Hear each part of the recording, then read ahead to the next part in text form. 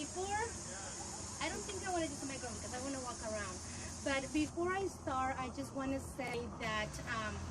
Take the microphone. Oh, okay. Yes, because everybody needs to hear your beautiful voice. There you go. All right. Before I start, I just want to say that I brought my mother because she is the biggest part of this story. She is the one that puts it all together.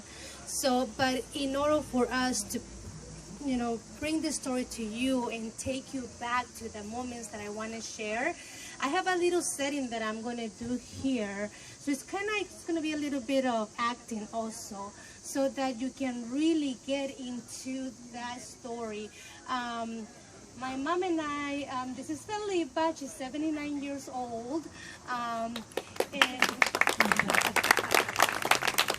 the challenging part for her coming with me to share this story is that she doesn't speak English. So my story that I'm going to share with you obviously is going to be in English, but she's going to have a little part on it. So bear with us, and I just want to take you back to my backyard back in Mexico when I was a little girl. So just give me a few seconds and then we'll do that.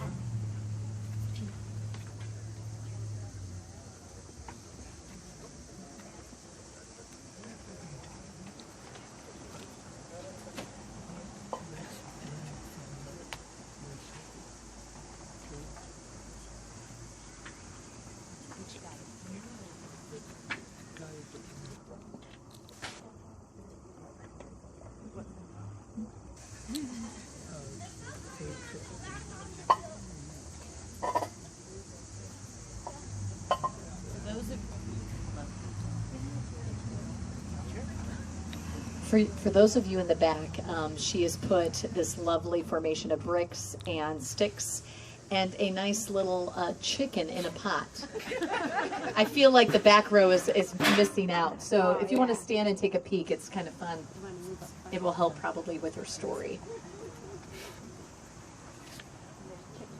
Yeah, there's now 2 chickens. We can't forget the little white one up here. And one over here. Oh my goodness, now there's 3 chickens. Thank you. All right.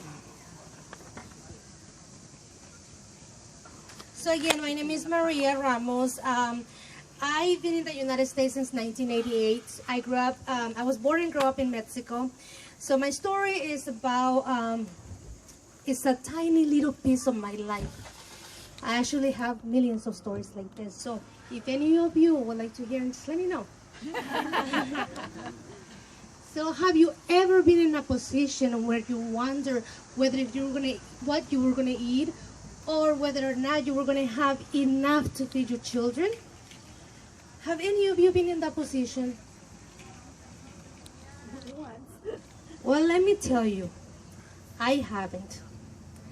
I haven't because I've been blessed to start my family here in the United States. I was blessed to not have to worry about that. But this lady right here did wonder many times. She wondered many times whether she was going to have enough to feed us all. I come from a family of 13 siblings. And many times as a child, I would walk miles and miles and miles and miles to the woods to gather food. We will gather plantain bananas, wild cactus, and any other edible foods that we could pick for our next meal. And I did all of that with my mother and my dad, and along with my other siblings. I'm one of the youngest ones, so I just feel that maybe I had more fun. I'm not sure, because I'm not sure what my older ones did, but I know that we did went walking miles and miles and miles into the woods. And one of the things that I really, really remember that that is part of this little story is about us as children catching our meal. Many times my mother, and in particular this specific time, my mother will call us, will call me, and will say, will call my name, and will call my name, and will say, Claribel, and Claribel. And that's what we will hear every time my mother called us. And it didn't matter how far we were, we could hear her clapping and her calling us our name. So we will run and run and run and run until we got to her, so she could tell us what chicken she wanted us to catch for lunch. So then we will run. We will run and run and run and trying to catch the chicken. We will run and run and run and trying to corner that chicken. It was so exhausting. It was so tiring. Even though we were so hungry. But then at the end, for us children, it became a game. Who's going to catch that chicken first? Who's going to bring the chicken to mom? Meanwhile, my mother was gathering wood to boil the water so she could start the process of cooking the chicken. She will boil the water and she will call us over to help her pluck the feathers of the chicken, taking it all out so that she could have it all ready for us for cooking. Then, when it was time, yep, not completely dead, huh?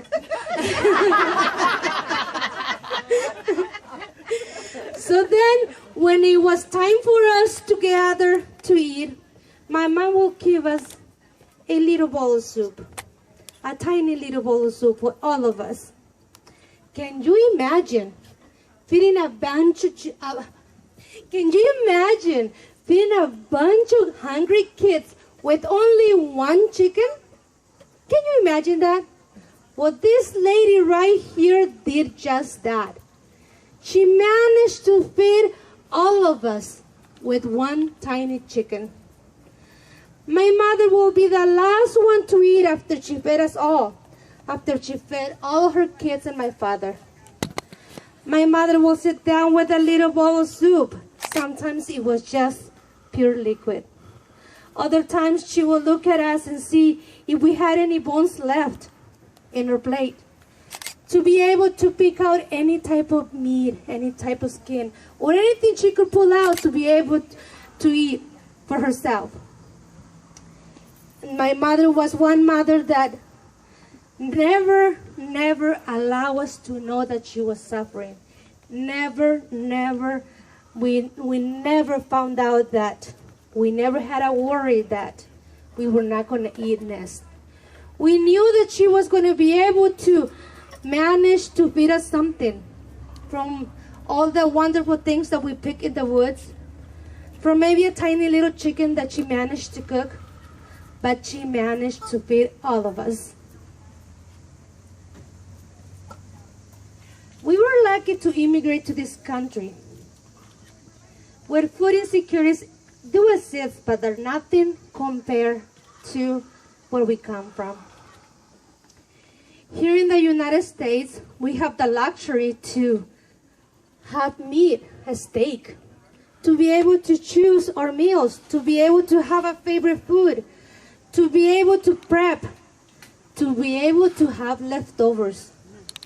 And guess what? Even a fridge to store them in. Something we never had back home.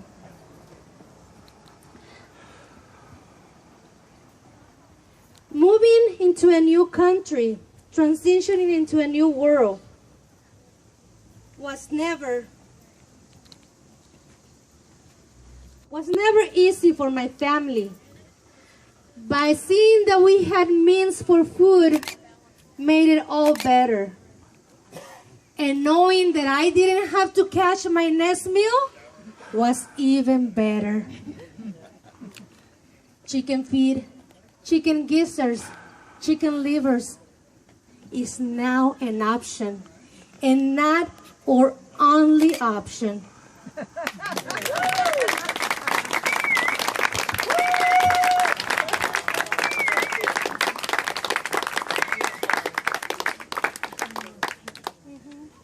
chickens. Produce that we had today on the trip. It has a sing-along chorus. It comes at the end of the first verse. There ain't nothing in the world that I like better than bacon, lettuce, and homegrown tomatoes. Up in the morning, out in the garden, pick you a ripen and don't get a harden. Plant 'em in the spring, eat 'em in the summer. All winter without 'em's a culinary bummer. I forget all about the sweating and the digging soon as I go out and pick me a biggin. Homegrown tomatoes, homegrown tomatoes. What would life be without homegrown tomatoes? Only two things that money can't buy, and that's true love and homegrown tomatoes. Now that's a sing-along chorus. If you've ever heard one, you have a few more times to practice it. Well, you can go out to eat, and that's for sure, but it's nothing that a homegrown tomato won't cure. Put 'em in a salad, put 'em in a stew. You can make your very own tomato juice. Eat 'em with eggs, you can eat 'em with gravy. You can eat 'em with beans, pinto or navy. Put 'em on the side, put 'em in the middle. Put a homegrown tomato on a hot cake griddle. Homegrown tomatoes, homegrown tomatoes. What would life be without homegrown tomatoes? Only two things that money can't buy, and that's true love and homegrown tomatoes. Yeah, you're getting it. This is written by a man from Texas named Guy Clark. Well, if I were to change this life I lead, I'd be Johnny Tomato Seed. If there's only one thing this country needs, it's a homegrown tomato in every yard you see. When I die, don't bury me in a box in a cemetery. Out in the garden would be much better, and I could be pushing up homegrown tomatoes, homegrown tomatoes, homegrown tomatoes. What would life be without homegrown tomatoes?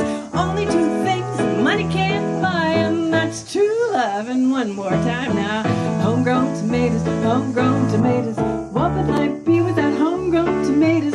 Only two things that money can't buy, and that's true love and homegrown tomatoes. Yeah. Thank you. Back to you.